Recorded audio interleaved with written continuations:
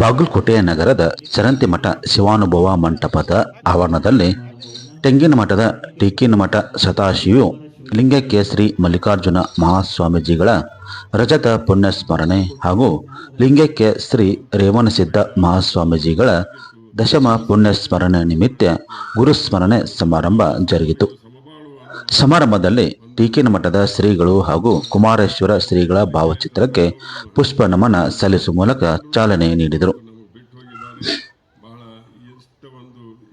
ಈ ಸಂದರ್ಭದಲ್ಲಿ ಶಿವಮೊಗ್ಗದ ಆನಂದಪುರ ಬೆಕ್ಕಿನ ಕಲ್ಮಠದ ಡಾಕ್ಟರ್ ಮಲ್ಲಿಕಾರ್ಜುನ ಮುರುಗಾನಂದ ರಾಜೇಂದ್ರ ಮಹಾಸ್ವಾಮೀಜಿಗಳು ಮಾತನಾಡಿ, ನಾಡಿನಲ್ಲಿ ವಿದ್ಯೆಯ ಜೊತೆಗೆ ಅನ್ನವನ್ನು ನೀಡಿ ಶೈಕ್ಷಣಿಕ ಕ್ರಾಂತಿ ಮಾಡಿದ ಕೀರ್ತಿ ಉತ್ತರ ಕರ್ನಾಟಕದ ಮಠಗಳಿಗೆ ಸಲ್ಲುತ್ತಿದೆ ಎಂದರು. ಸಮಾರಂಭದ ಅಧ್ಯಕ್ಷತೆ ವಹಿಸಿ ಮಾತನಾಡಿದ ಧಾರವಾಡದ ಮುರುಘಾ ಮಠದ ಡಾಕ್ಟರ್ ಮಲ್ಲಿಕಾರ್ಜುನ ಮಹಾಸ್ವಾಮೀಜಿಗಳು, ಭಗವಂತನಿಗಿಂತ ದೊಡ್ಡ ಸ್ಥಾನ ಗುರುವಿಗಿದೆ. ಪೂರ್ವ ಟೀಕಿನಮಠದ ಶ್ರೀಗಳ ಕಾರ್ಯ ಸಮಾಜಪರ ಚಿಂತನೆಗಳಿಗೆ ಪೂರಕವಾಗಿದ್ದು, ಜನಸಾಮಾನ್ಯಕ್ಕೆ ಸಮೃದ್ಧ ಬದುಕನ್ನು ಕಟ್ಟಿಕೊಡುವ ಅವರ ಸೇವೆ ಶ್ಲಾಘನೀಯವಾಗಿದ್ದು, ಅವರ ಸ್ಮರಣೆ ನಿತ್ಯ ನಿರಂತರ ಎಂದರು.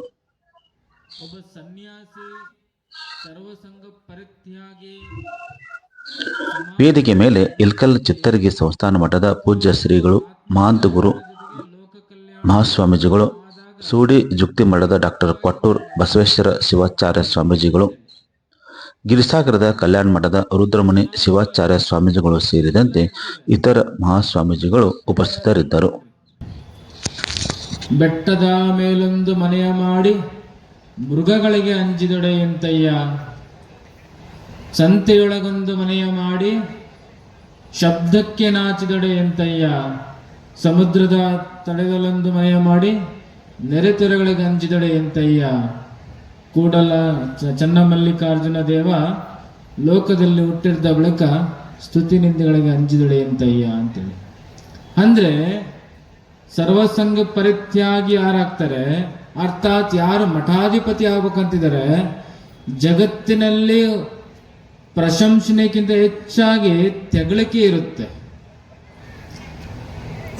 ಏನೇ ಕೆಲಸ ಮಾಡಿದ್ರು ಕೂಡ ನಿಮಗೆ ನಕಾರಾತ್ಮಕ ಧೋರಣೆ ನಿಮ್ಮ ಸುತ್ತ ಇರುತ್ತೆ. ಈ ನಕಾರಾತ್ಮಕ ಧೋರಣೆ, ತೆಗಳಿಕೆ, ನೆಗೆಟಿವ್ ಎನರ್ಜಿ ವಿರುದ್ಧ ಯಾರು ಪಾಸಿಟಿವ್ ಆಗಿ ಗಟ್ಟಿಯಾಗಿ ನಿಲ್ತಾರಲ್ಲ, ಆತ ನಿಜವಾದ ಮಠಾಧಿಪತಿ ಆಗಲು ಸಾಧ್ಯ. ತಮ್ಮ ಜೊತೆ ಹಂಚಿಕೊಳ್ಳುವ ಸಂದರ್ಭದಲ್ಲಿ ನಾನು ಇಲ್ಲಿ ಮಾತನಾಡೋದು ಅಷ್ಟು ಸೂಕ್ತ ಅಲ್ಲ ಅನ್ನುವಂಥದ್ದನ್ನ ಈ ಸಂದರ್ಭದಲ್ಲಿ ಹೇಳ್ತಾ ಒಂದೇ ಒಂದು ವಿಚಾರವನ್ನ ತಮ್ಮ ಜೊತೆ ಹಂಚಿಕೊಳ್ಳಿಕ್ಕೆ ಇಚ್ಛೆ ಪಡ್ತೇನೆ.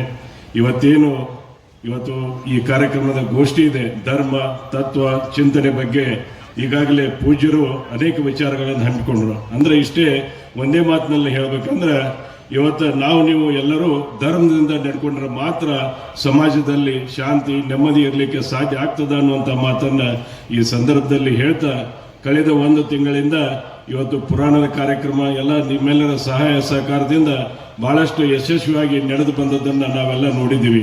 ಆದ್ದರಿಂದ ನಾನು ಒಂದು ದಿವಸ ಸಾಯಂಕಾಲ ಬಂದಿದ್ದೆ. ಇಲ್ಲಿ ಅನೇಕ ಜನ, ಎಷ್ಟೋ ಜನ ಬಂದಿದ್ರು. ಕಳೆದ ಒಂದು ತಿಂಗಳಿಂದ ನಾನು ಕೇಳಿದೆ, ಪ್ರತಿ ದಿವಸ ಒಂದು 4-5 ಸಾವಿರ ಜನ ಆದರೂ ಬಂದು ಇಲ್ಲಿ ಊಟ ಮಾಡಿಕೊಂಡು ಪ್ರಸಾದ ಸ್ವೀಕಾರ ಮಾಡ್ಕೊಂಡು ಹೋಗಿದ್ದನ್ನು ಕೇಳಿದೆ. ಆದರೆ ಬರೀ ಪ್ರಸಾದ ಸ್ವೀಕಾರ ಮಾಡಿಕೊಂಡು ಹೋದದ್ದು ಅಷ್ಟೇ ಆಗಬಾರ್ದು. ಅದರಿಂದ ಏನಾದರೂ ಸಮಾಜಕ್ಕೆ ಒಳ್ಳೇದಾಗಬೇಕಾದ್ರೆ ನೀವು ಎಲ್ಲರೂ ಸೇರಿ ನಾವು ಧರ್ಮದಿಂದ ನಡ್ಕೊಂಡ್ರೆ ಮಾತ್ರ ಅದು ಸಾಧ್ಯ ಅನ್ನುವಂಥ ಮಾತನ್ನ ಈ ಸಂದರ್ಭದಲ್ಲಿ ಹೇಳ್ತಾ, ಈ ಕಾರ್ಯಕ್ರಮ ಯಶಸ್ವಿಯಾಗಿ ನಡೆಯಲಿ ಅಂತ ಹೇಳಿ ಈ ಸಂದರ್ಭದಲ್ಲಿ ಹೇಳ್ತಾ, ಅದು ವೀರಶೈವ ಲಿಂಗಾಯತ ಧರ್ಮ ಅನ್ನುವ ಮಾತುಗಳನ್ನು ಹೇಳ್ಕೊಂಡು ಬಂದ. ಹಾಗಾದ್ರೆ ಹೇಗೆ ಶ್ರೇಷ್ಠ, ಯಾವ ಆಧಾರದ ಮೇಲೆ ನಾವು ಶ್ರೇಷ್ಠ ಅಂತ ನಾವು ಹೇಳಬೇಕು ಅನ್ನೋದನ್ನ ನಾವೆಲ್ಲ ಅರ್ಥಕೋಬೇಕು.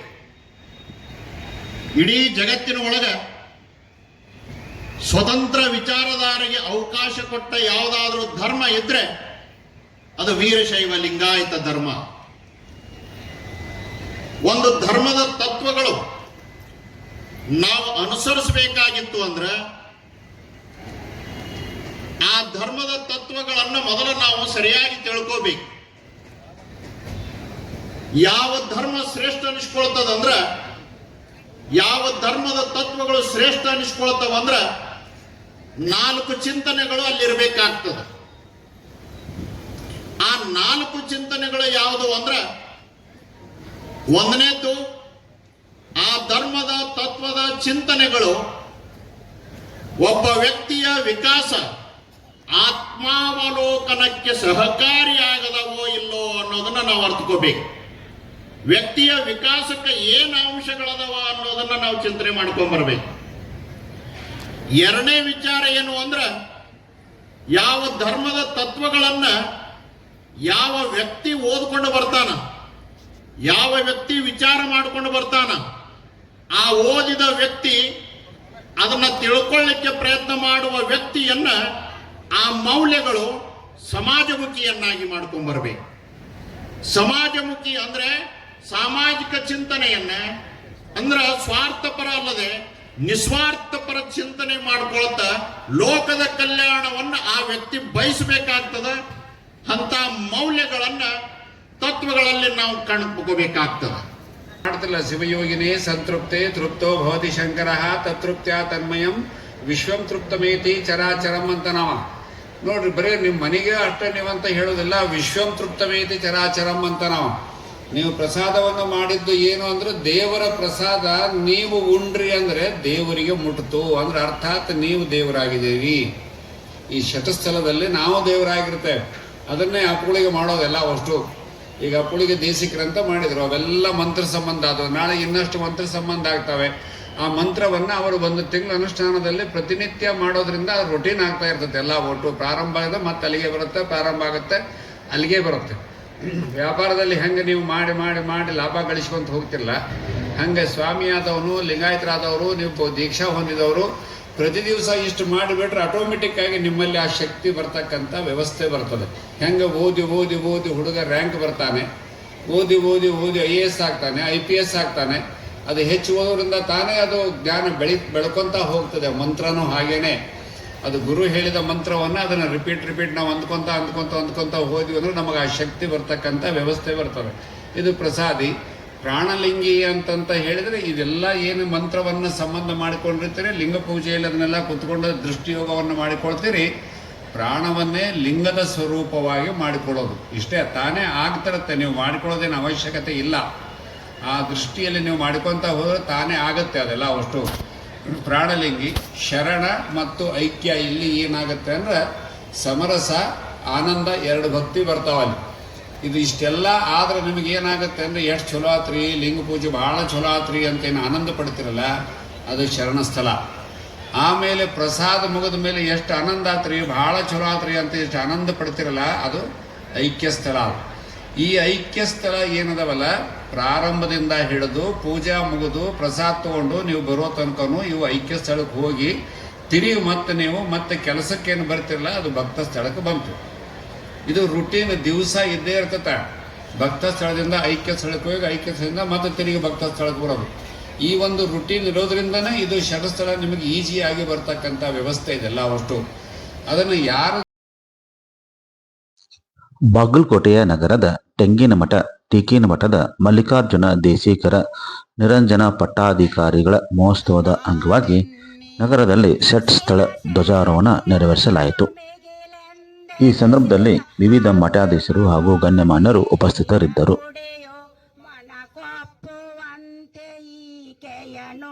ಅಂತ ಮಲ್ಲಿಕಾ ಇದ್ದಾರೆ. ಒಂದ್ಸಾರಿ ಜೋರಾಗಿ ಪರಮ ಪೂಜ್ಯರ ಆಶೀರ್ವಾದ ಶ್ರೀಮಠಕ್ಕೆ ಹಾಗೂ ನಮ್ಮೆಲ್ಲರಿಗೂ ಇರಲಿ ಅಂತ ಈ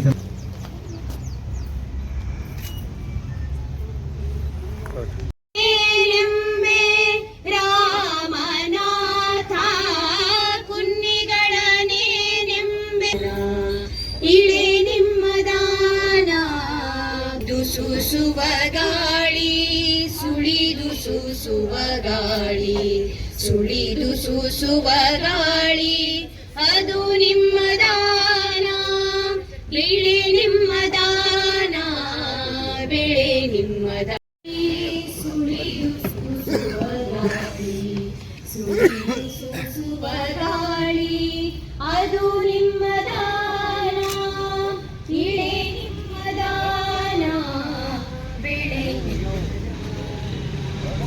ಇಳೆ ನಿಮ್ಮ ದಾನವನುಂಡು ಪೋಗಳ ಪ್ರಣಾಮಗಳನ್ನು ಸಮರ್ಪಿಸ್ತಾ ಇದೀಗ ಶ್ರೀ GN ಪಾಟೀಲ್ ಅವರು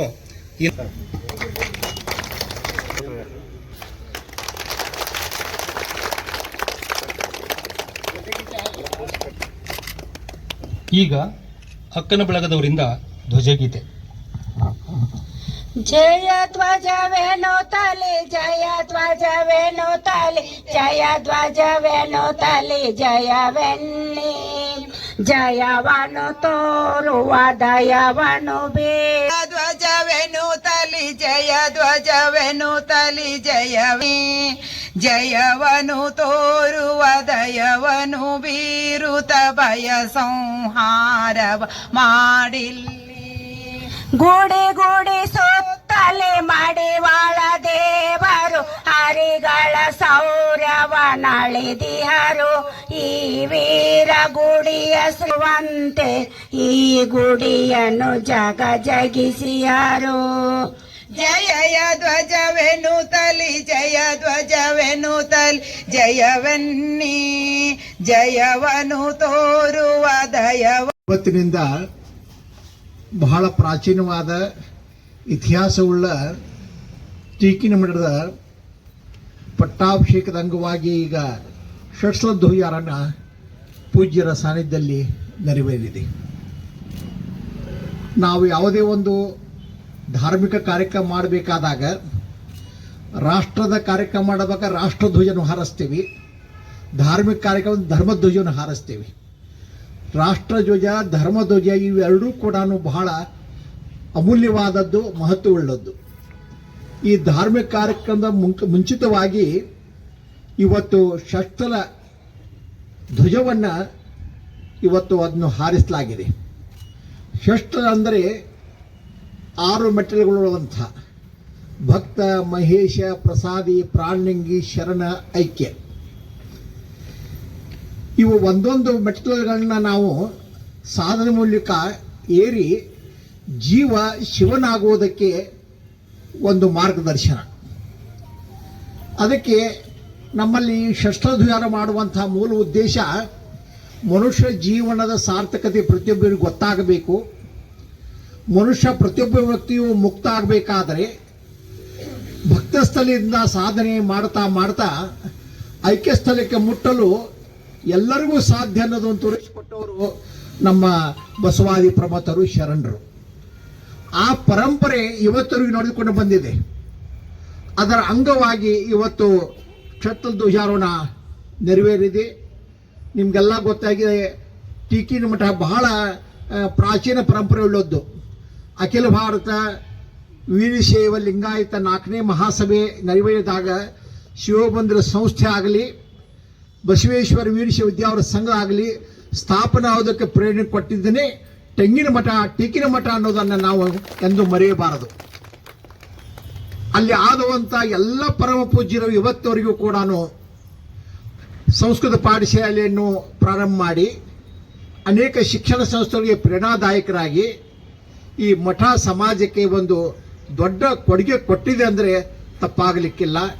ಇಂಥ ಪರಂಪರೆಯಲ್ಲಿ ಬಂದವರು ನನಗೆ ಗೊತ್ತಿದ್ದಂಥವ್ರು 3ನೇ ಸ್ವಾಮಿಗಳು ಮಲ್ಲಿಕಾರ್ಜುನ ಮಹಾಸ್ವಾಮಿಗಳು. ಶತಾಯುಷರಿದ್ದಾಗ ಅವರ ಸಾನ್ನಿಧ್ಯದಲ್ಲಿ ಅನೇಕ ಸಲ ನಾನು ಅವರ ದರ್ಶನ ಪಡೆಯುವಂಥ ಸೌಭಾಗ್ಯ ದೊರಕಿತ್ತು. ಈ ಮಣ್ಣ ಲಿಂಗೈಕ್ಯರಾದ ರೇವಣಸಿದ್ಧ ಸ್ವಾಮಿಗಳು ನಮ್ಮ ಆತ್ಮೀಯರು. ನಮ್ಮ ಮಲ್ಲಿಕಾರ್ಜುನವರು ಅಂತೂ ನಮ್ಮ ನಾಗನೂರು ಮಠದಲ್ಲಿದ್ದು ಶಿಕ್ಷಣ ಪ್ರವಾಗ ಅವ್ರ ಪರಿಚಯ ಆಗಿತ್ತು. ಇವೆಲ್ಲ ಸಂಸ್ಕಾರಗಳಂತ ಮಲ್ಲಿಕಾರ್ಜುನವರು ಇವತ್ತು ವಿದ್ಯಾವಂತರಾಗಿದ್ದಾರೆ, ಆಚಾರ ಸಂಪನ್ನರಾಗಿದ್ದಾರೆ, ಶಿವ ಸಂಪನ್ನರಾಗಿದ್ದಾರೆ. ಯಾಕಂದರೆ ಇವತ್ತು ಎಲ್ಲ ಮಹಾತ್ಮರ, ಎಲ್ಲ ತಪಸ್ವಿಗಳ ನಮ್ಮ ನರಸಿಂಹ ಮಠದಲ್ಲಿ, ನಾಗನೂರು ಮಠದಲ್ಲಿ, ಸಿದ್ಧಿ ಪಾಠಶಾಲೆಯಲ್ಲಿ ಶಿವಮಂದಿರದಲ್ಲಿ ಶಿಕ್ಷಣವನ್ನು ಪಡೆದು ಪ್ರಬುದ್ಧರಾಗಿದ್ದಾರೆ, ಶಿವಪೂಜಾನಿಷ್ಠರಾಗಿದ್ದಾರೆ.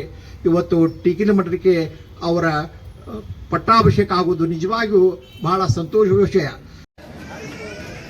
ನಾಡು ಕಂಡ ಅಪರೂಪದ ಮಠವಾಗಿರುವಂಥ ಬಾಗಲಕೋಟೆ ಟೆಂಗಿನ ಮಠ ಮತ್ತು ಟೀಕಿನ ಮಠದ ಒಂದು ಇತಿಹಾಸ ಭಾಳ ದೊಡ್ಡದಾಗಿರ್ತಕ್ಕಂಥ ಒಂದು ಮಠ ಅದು. ಆ ಮಠದಲ್ಲಿ ಸಾವಿರಾರು ಜನ ವಿದ್ಯಾರ್ಥಿಗಳು ಓದಿ ದೊಡ್ಡ ಸ್ಥಾನಕ್ಕೂ ಕೂಡ ಹೋಗಿದ್ದಾರೆ. ಅಷ್ಟೇ ಅಲ್ಲ, ಮಠಾಧಿಪತಿಗಳ ಸಮೇತವಾಗಿ ಅಲ್ಲೇ ಇದ್ದುಕೊಂಡು ಓದಿ ದೊಡ್ಡ ಸ್ಥಾನಕ್ಕೂ ಕೂಡ ಹೋಗಿದ್ದಾರೆ. ಬಸವೇಶ್ವರ ವಿದ್ಯಾವರ್ಧಕ ಸಂಘ ಆಗಬೇಕಾದ್ರೆ ತೆಂಗಿನ ಮಠ ಕೂಡ 4 ಎಕರೆ ಭೂಮಿಯನ್ನು ದಾನವಾಗಿ ಕೊಟ್ಟು ಸಾವಿರಾರು ಜನರಿಗೆ ಅನ್ನ ಮತ್ತು ಆಶ್ರಯ ವಿದ್ಯೆಯನ್ನು ಕೊಟ್ಟಿರ್ತಕ್ಕಂಥ ಮಠ ಯಾವುದಂದ್ರೆ ಅದು ತೆಂಗಿನ ಮಠ ಮತ್ತು ಟೀಕಿನ ಮಠ. ಆ ಮಠದ ಪ್ರಸ್ತುತ ಈಗಿನ ಪೂಜ್ಯ ಮಲ್ಲಿಕಾರ್ಜುನ ದೇಶಿಕರ ನಿರಂಜನ ಚರಪಟ್ಟಾಧಿಕಾರ ಮಹೋತ್ಸವದ ನಿಮಿತ್ತವಾಗಿ ಹಾನಗಲ್ಲ ಕುಮಾರ ಮಹಾಸ್ವಾಮಿಗಳವರ ಜೀವನದ ಚರಿತ್ರೆಯ ಆಧಾರ ಇಟ್ಟುಕೊಂಡು 21 ದಿನ ವಿಶೇಷವಾಗಿ ಪುರಾಣ ಪ್ರವಚನ ನಡೆದು ಮಂಗಲ ಆದ ನಂತರ ದಿನಕ್ಕೆ ಏನೇನು 5-6 ಸಾವಿರ ಜನ ಅನ್ನಪ್ರಸಾದವನ್ನು ಮಾಡಿ ಭಾಳ ಭಕ್ತಿ ಭಾವದಿಂದ ಹೋಗುವಂಥ ಅದ್ಭುತ ಆಗಿರ್ತಕ್ಕಂಥ ನಮ್ಮ ಬಾಗಲಕೋಟೆಯ ತೆಂಗಿನ ಮಠದ ಪಟ್ಟಾಧಿಕಾರ ಕೇವಲ ಇದು ಪಟ್ಟಾಧಿಕಾರ ಆಗಿಲ್ಲ, ಇದು ಬಾಗಲಕೋಟೆ ಉತ್ಸವ ಆಗಿ ಉಪಾಧಿಗಳಿಗೂ ಕೂಡ ನಡ್ಕೊಂಡು ಬಂದಿರತಕ್ಕಂಥ ಒಂದು ಇತಿಹಾಸ ದಾಖಲಾಗಿದೆ.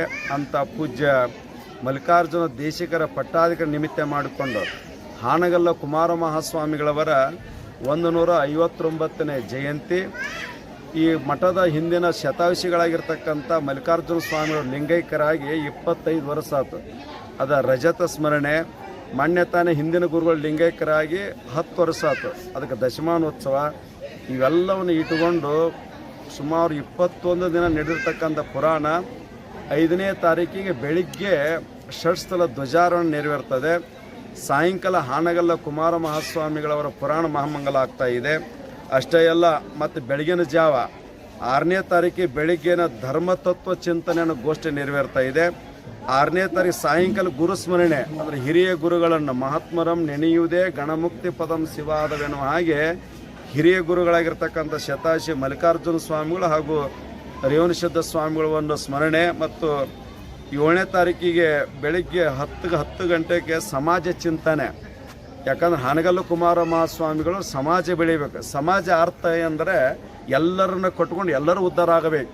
ಸಮಾಜ ಅಂದ್ರೆ ವ್ಯಕ್ತಿಗತ ಆಗಲ್ಲ, ಅದು ಶಕ್ತಿಗತವಾಗಿ ಇಡೀ ಸಮಾಜವನ್ನು ಕಟ್ಕೊಂಡು ಹೋಗುವಂಥ ಹಾನಗಲ್ಲ ಕುಮಾರ ಮಹಾಸ್ವಾಮಿಗಳವರ ಉದಾತ್ತ ಧೋರಣೆಯನ್ನು ಬಡವರಿಗೆ ಆಶ್ರಯ ಕೊಟ್ಟಿರ್ತಕ್ಕಂಥ ಮಠ. ಸುಮಾರು 7-8 ಎಕರೆ ಬಡವರಿಗೆ ನೀವು ಶೆಡ್ ಹಾಕೋರಿ ಇಲ್ಲಿರ್ರಿ ಅಂತೇಳಿ ಆಶ್ರಯ ಅನ್ನ ಕೊಟ್ಟಿರ್ತಕ್ಕಂಥ ಪೂಜ್ಯ ತೆಂಗಿನ ಮಠದ ಟೀಕಿನ ಮಠದ ಆ ಪರಂಪರೆ ಹಿರಿಯ ಗುರುಗಳನ್ನು ಸ್ಮರಣೆ ಮಾಡುವುದೇ ಒಂದು ದೊಡ್ಡ ಕಾರ್ಯಕ್ರಮ ಇರೋದರಿಂದ. ಆಮೇಲೆ 7ನೇ ತಾರೀಕಿಗೆ ಸಾಯಂಕಾಲ 5:30ಗೆ ಸಂಸ್ಕೃತಿ ಏನಂದ್ರಪ್ಪ ಚಿಂತನೆ ಎನ್ನುವಂಥ ಕಾರ್ಯಕ್ರಮ. ತದನಂತರ 8ನೇ ತಾರೀಕು ವಿಶೇಷವಾಗಿ ಪೂಜ್ಯ ಮಲ್ಲಿಕಾರ್ಜುನ ದೇಶಿಕವರೇಣ್ಯರಿಗೆ ಪೂಜ್ಯ ದುದನೀಯ ಮೌನ ಯೋಗಿಗಳಿಂದ ಈಗಾಗಲೇ ಚಿನ್ಮಯ ದೀಕ್ಷೆ ಪ್ರಸಾದ ಸ್ಥಳ ಅಂತ ಏನಂತೀವಲ್ಲ ನಾವೆಲ್ಲ, ಅದನ್ನು ಈಗಾಗಲೇ ಪೂರ್ವದೊಳಗೆ 41 ದಿನದ ಹಿಂದೆನೇ ಈಗಾಗಲೇ ಅನುಗ್ರಹ ಆಗಿದೆ. 8ನೇ ತಾರೀಕಿಗೆ ಬೆಳಗ್ಗೆ ಸುಮಾರು ಏನಪ್ಪ ಅಂತಂದರೆ 4 ಗಂಟೆಗೆ ಷಟ್ಸ್ಥಲ ಬ್ರಹ್ಮೋಪದೇಶ. ಗುರುಗಳ ಹಸ್ತವನ್ನಿಟ್ಟು ನೀನು ಬೇರೆ ಅಲ್ಲ, ನಾನು ಬೇರೆ ಅಲ್ಲ, ನೀನು ಗುರು ನಾನು ಗುರು, ಇಡೀ ಸಮಾಜಕ್ಕಾಗಿ ಬೆಳಕನ್ನು ಕೊಡುವಂಥ ವ್ಯವಸ್ಥೆ 8ನೇ ತಾರೀಕಿಗೆ ಬೆಳಗ್ಗೆ 4 ಗಂಟೆಗೆ ಷಟ್ಸ್ಥಲ ಬ್ರಹ್ಮೋಪದೇಶ ಆಗಿ ತದನಂತರ ಏನಪ್ಪ ಅಂತಂದರೆ ಚರಂತಿ ಮಠಕ್ಕೆ ಅಲ್ಲಿ ಬಂದು ಅಲ್ಲಿ ಶೂನ್ಯ ಸಿಂಹಾಸನ ಆರೋಹಣ. ಭಕ್ತ ಮಹೇಶ ಪ್ರಸಾದಿ ಪ್ರಾಣಲಿಂಗಿ ಶರಣ ಐಕ್ಯ. ಅವತ್ತೇನೈತಲ್ಲ ಹಡದ ತಾಯಿ ಇರ್ತಾಳಲ್ಲ, ಆಕಿನ ಕೈಲಿ ಕರೆಸಿ ಇವತ್ತು ನನ್ನ ಮಗ ಅಲ್ಲ ಸಮಾಜದ ಮಗು ಅಂತ ತಿಳ್ಕೊಂಡು ಆ ಮಗನನ್ನು ಸಮಾಜ ಉಡಿಯೊಳಗೆ ಹಾಕ್ತಾರೆ. ಆವಾಗ ತಂದೆ ತಾಯಿಗೆ ಒಂದು ಬಟ್ಟೆಯನ್ನು ಕೂಡ ಕೊಡ್ತಾರೆ. ಯಾಕಂದ್ರೆ ನಾನು ಸಮಾಜದ ಮಗು, ಸಮಾಜವೇ ನನ್ನ ತಂದೆ ತಾಯಿ, ಸಮಾಜವೇ ನನ್ನ ಬಂಧು ಬಳಗ ಎನ್ನುವಂಥ ವಿಶೇಷ ಕಾರ್ಯಕ್ರಮ ಅದು ಚರಂತಿ ಮಠದೊಳಗಾಗಿ. ಆಮೇಲೆ ಶೂನ್ಯ ಸಿಂಹಾಸನ ಆರೋಹಣ ಆಗಿ ಸುಮಾರು 10-11 ಗಂಟೆಗೆ ಅಡ್ಪಲ್ಲಕ್ಕಿ ಮಹೋತ್ಸವ. ಇವೆಲ್ಲವೂ ಕೂಡ ಧಾರ್ಮಿಕ ವಿಧಿವಿಧಾನಗಳು. ಬಾಗಲಕೋಟೆ ಒಳಗೆ ದಿನಕ್ಕೆ 5-6 ಸಾವಿರ ಜನ ಪ್ರಸಾದ ಮಾಡ್ತಾರೆ ಅಂತಂದರೆ ಬಹುಶಃ ಕಲ್ಯಾಣದಾಗೆಲ್ಲ ಆ ಕಲ್ಯಾಣ ಎಲ್ಲಿ ಐತಪ್ಪ ಅಂದ್ರೆ ಬಾಗಲಕೋಟೆ ನಗರ ಒಳಗೆ ಐತೆ ಅನ್ನೋ ಮಾತನ್ನು ಈ ಪ್ರಸಂಗದೊಳಗೆ ಹೇಳಿ ಈ ಕಾರ್ಯಕ್ರಮಕ್ಕೆ ಒಂದು ಸಮಿತಿಯನ್ನು ರಚನೆ ಮಾಡ್ಯಾರ. ಅದು ಜಾತ್ಯತೀತವಾಗಿ ಪಕ್ಷಾತೀತವಾಗಿ ಎಲ್ಲರನ್ನು ಕಟ್ಟಿಕೊಂಡು ನಾಡಿನ ಮಠಾಧೀಶರು ಕೂಡ ಮಾಡುವಂಥ ಈ ಕಾರ್ಯಕ್ರಮ ಬಹುಶಃ ಗತಿಸಿದ ನಂತರ ಯುವ ಪೀಳಿಗೆಗಳಿಗೆ ಇದು ಧರ್ಮ ಜಾಗೃತಿ ಮೂಡಲಿ ಅಂತೇಳಿ ಬೆಳಗಿನ ಜಾವ ದುಶ್ಚಟಗಳ ದೀಕ್ಷೆ ಸದ್ಗುಣಗಳ ದೀಕ್ಷೆ. ಇವತ್ತು ಕ್ಯಾನ್ಸರ್ ದಿನಾಚರಣೆ ಇರೋದರಿಂದ ಮನುಷ್ಯನಾದಂಥವ್ನು ಚಟಕ್ಕೆ ಒಳಗಾಗಿ ಶರೀರ ಸಂಪತ್ತನ್ನು ಹಾಳು ಮಾಡ್ಕೋಬಾರ್ದು ಅಂತೇಳಿ ಪ್ರಭಾತ್ ಪೇರಿಯನ್ನು ನಾಡಿನುದ್ದಕ್ಕೂ ಕೂಡ ನಡೆಸ್ಕೊಂಡು ಬಂದಿರತಕ್ಕಂಥ ಸಂತಸ ತಂದಿದೆ. ಇದಕ್ಕೆಲ್ಲ ಭಕ್ತರು ನಾ ಮುಂದೆ ನೀ ಮುಂದೆ ಅಂದರೆ ತಾಯಿಗಳು ಕೂಡ ಕುಂಭ ಹೊತ್ಕೊಂಡು 8ನೇ ತಾರೀಕು ಬರ್ತಾ ಇದ್ದಾರೆ. ದಿನ ಕೂಡ ಅನ್ನಪ್ರಸಾದ ನೆರವೇರ್ತಾ ಇದೆ. ಈ ಧಾರ್ಮಿಕ ಸಂಸ್ಕೃತಿ ಕೂಡ ನಿರಂತರ ನಡೀಲಿ, ಈ ದೇಶ ಸಮೃದ್ಧ ನಾಡಾಗಲಿ, ಎಲ್ಲರಿಗೂ ಒಳ್ಳೆಯದಾಗಲಿ ಅಂತೇಳಿ ಈ ಪ್ರಸಂಗ ಶುಭ ಹಾರೈಸುತ್ತೇವೆ. ಒಪ್ಪತ್ತೇಶ್ವರ ಸ್ವಾಮಿ ಒಪ್ಪತ್ತೇಶ್ವರ ಮಾಡಿ ಗುಳೇದ ಗುಡ್ಡ.